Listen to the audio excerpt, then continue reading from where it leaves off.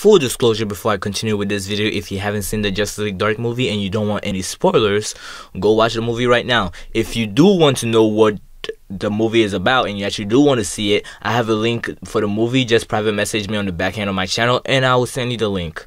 So what's up, ladies and gentlemen, my name is Emperor Ace and I'll be your bright host for today. And I heard that the Justice League Dark movie just came out. Like I told you guys, put it on your calendar. Let's take a walk on the dark side then. So the Justice League Dark movie just came out. It's great. I just love it. I don't know what they did different this time. They did everything different this time. Obviously, there's magic. There's less of every other caped superhero. There's more of hocus pocus, alakazam, yada yada yada. But yeah, it's really interesting how they took the motive towards magic in this place. I like the whole Doctor Strange thing they did with the hands. It's really cool. The finger tutting, I think that's what it's called. But yeah, they didn't involve you too much into the magic, whereas you get overwhelmed by it. They did the same thing Doctor Strange did. They hinted towards it a little and then showed you a whole river of them. And you're like, wow, this is awesome. So yeah, it starts off with Bruce Wayne being skeptical about how magic actually influences the real world. And he thinks that these people are just really mental psychopaths. I mean, this guy faces psychopaths on a daily basis, so he's not surprised. Superman, on the other hand, is like, nah, I think it's magic. So yeah, and Wonder Woman, I mean, she's half god. She thinks everything is magic at this point. So Batman decides that he's not gonna believe any of it until Deadman decides to enter inside Batman and ride over Batman's rooms and his walls and everything. So he possesses Batman. Huh, what do you know? I never thought Batman would ever get possessed. Surprisingly. I mean, come on. The guy is the Dark Knight. I'm pretty sure he would get possessed at one point of his life. Anyways, so yeah, we get a little more hint and Deadman gets into him and tells him to go find Constantine. He goes to look for Zatanna instead, who apparently somehow happens to be in a Gotham nightclub at that moment. Anyways, so what happens is that they meet and then he tells her that, hey, I need to go see Constantine, and she's like, nah, I can't have you see that guy. That guy is a prick. Hint, hint, she likes him. I didn't say that though. I'm just, spoilers alert. Okay, she likes him and they might have a little booty call later on in the movie, if you know what I'm saying. And Deadman, oh my gosh, I don't know if it's called bestiality or furnitureality, but this guy gets it on with a house. I'll get into details about it later. So what happens is that they do find Constantine and Faust is trying to stop them. Now they don't know why Faust is... Why is Faust in this anyway? He's not even the main bad guy. What is the whole point with him in here? He's trying to stop them from getting into the House of Mystery and actually figuring out who the bad guy is, but he has nothing to do with the bad guy. I don't see why he's in here. Now, let me just skip to the end. So Constantine is showing a little more magic. I love how powerful they made Constantine seem. The voice actor for Constantine is still the same one on the original TV show they had for CW. No, I think it was NBC. I think, yeah, I'm pretty sure it was NBC. But yeah, I really like that actor. I forgot his name. Oh my gosh, I can never remember his name. But I love his voice. His Australian accent kills me. So yeah, what we have here now is a team of Deadman, Oracle, not Oracle. Was it Oracle? No, Deadman, Orchid, who is the actual house, the House of Mystery incarnated, and then we have Batman, who decides that he wants to fight with people who have magic, and also we have Constantine and Zatanna and the rest of the squad, and also Etrigan the Demon. So they decide to go and do a mission and decide, hey, why don't we get help from one of the big guys, Swamp Thing? But Swamp Thing is being a dick. The guy hates Constantine. Constantine burns flour on a daily basis. So he's like, nah, I'm protector of the green and I only take care of plants. You destroy plants, so I hate you. And so he's like, oh, okay. So yeah, they just left him out. He does come in later on in the end and try to defeat the big bad guy, but he gets beat up and gets killed. Poor Swamp Thing.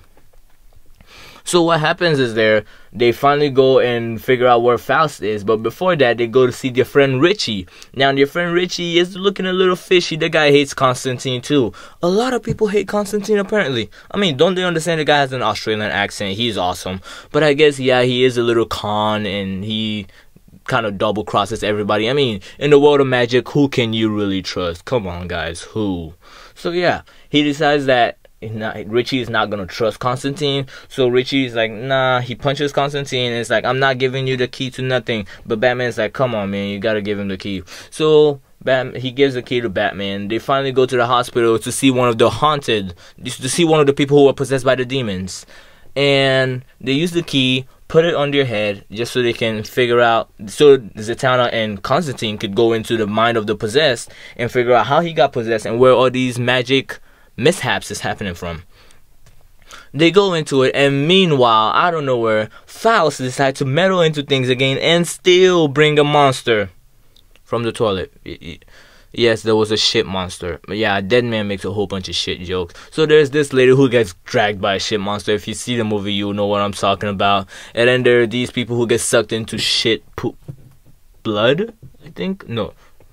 But yeah, Batman is over there trying to fight a shit monster. I never thought I'd ever say that in my life. Batman versus a shit monster. That's unique. It's wow, very unique. So he tries to electrocute it, doesn't work too well. He tries to throw bomb batterings at it. It explodes.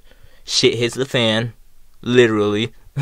So they figure out how the guy got possessed. Apparently he was affected by some guy named Destiny, who is apparently Etrigan's rival from 500 years ago. So everything in this is connected. It's not even Constantine's fault, but everybody blames Constantine still. And at the end, the guy who is the other half of Etrigan dies. Spoiler alert, like I said in the beginning of this video.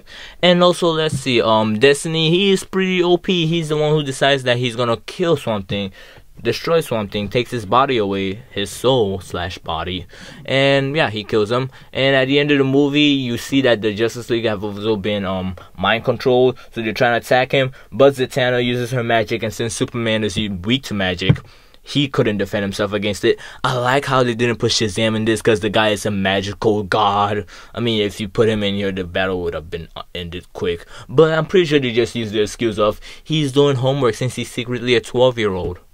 Wow, that must be a bummer. Mom, I need to go save the world. No, homework first. But Mom, oh my gosh, that's gotta be a bummer. Dang. Wow, what are you gonna tell your teachers? Yeah, don't worry about it. Sinestro ate my homework. Huh. I would love to be a superhero at this point. So yeah, instead of Hal Jordan, the Green Lantern, we got John Stewart. He's not the same John Stewart from Justice League Unlimited, so you might not like him too much. And let's see, who else do we have on here that's not usually here? We have Hawkman and Martian Manhunter. They never really explained where those guys came from. They just said, yeah, we have these guys in. The Justice League are not even a big part of this story. There's no Flash. It's about the Justice League Dark, the magical side of the DC universe. So that's pretty cool. And at the end, we do find out that Richie is the real villain behind all of this. So they capture him. They kill him technically by letting the Grim Reaper steal his soul away and all that stuff. And Batman gets let down by everything. Batman is just left bound. He's basically a liability to everyone. He's dead weight right now, because I mean, he's Batman, and these guys are all magical, superpowered freaks. And yeah, the whole entire time he's just groaning the whole entire time. It's kind of funny. And he actually bitches out a ghost just by saying boo. Who would have thought? I mean, he's Batman, obviously. Let's see, what else do we have in this movie? Oh yeah, towards the end of the movie, we do, like I said, the orchid is the house incarnate. And I don't know if houses have feelings. I'm not sure. House, do you have feelings? I don't know, but the house decides to make a human body of itself, and well, Dead Man falls in love. I mean, I understand the guy's been a ghost for 5 years, stuck possessing people, but don't fall in love with a house. Come on, man. That's a whole new level of low. I have friends who are pretty low, and that's just strange. Weird. But yeah, I have a feeling that might create problems for later on. But I feel like the next Justice League movie, the next animated Justice League movie, will be before this, and it will actually focus on how Hawkman, how Martian Manhunter, how everybody is in Justice League without even explaining. I mean, they explained that Hal Jordan is somewhere off in the galaxy for a few weeks or so, while John Stewart is filling it out for him. But I don't know, that's just my theory on it. But yeah, I hope you guys enjoyed this video. That's really all I had to say about this movie. If you still want to see the movie, or if you haven't seen it and you still stick to all the spoilers, I'm really sorry. But if you want the link, message me on the back end of my channel. Support the official DC sites. They really do a good job in letting me see these movies. They're great. They're awesome. Just support them. I know people say I'm more of a DC fan than a Marvel fan, but I read Marvel comics. It's just I don't get enough commenters saying they want Marvel stuff. So if you want Marvel stuff, comment below and I'll be sure to go ahead and make a video about them. I might make a weekly video if I'm not too lazy. I'm a teenager, I'm still lazy, okay? I'm going through that phase of life. So yeah, I hope you guys enjoyed this video. Stay classy, stay fresh, and I'll see you guys later. Peace out.